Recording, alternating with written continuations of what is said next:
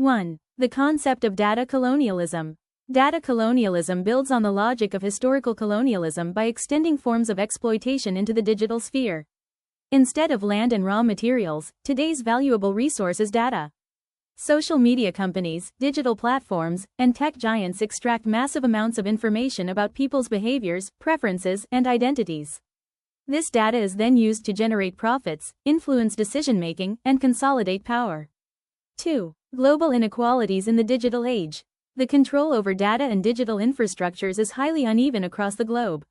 Most data-driven technologies are owned and operated by corporations based in the global north, while users in the global south become primary sources of data extraction.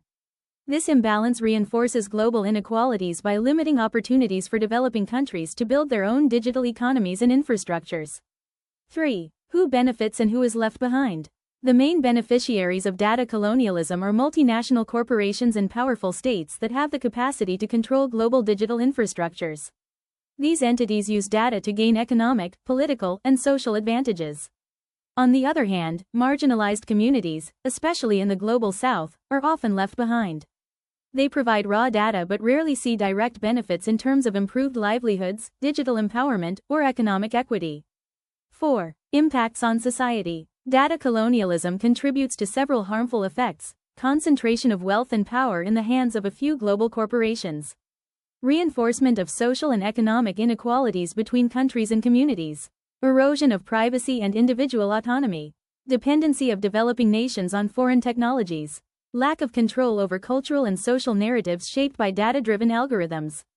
5. Addressing data colonialism. To reduce inequalities and challenge data colonialism, several measures can be considered: promoting data sovereignty, where nations and communities control their own data; creating regulations that ensure fair use, privacy, and transparency; supporting open source and locally developed digital technologies; encouraging international collaboration to address power imbalances in the digital economy; educating individuals and communities about their digital rights.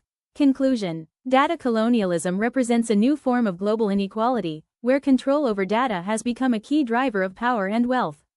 By recognizing these patterns and working toward equitable digital practices, societies can resist exploitative structures and promote fairness in the global digital economy.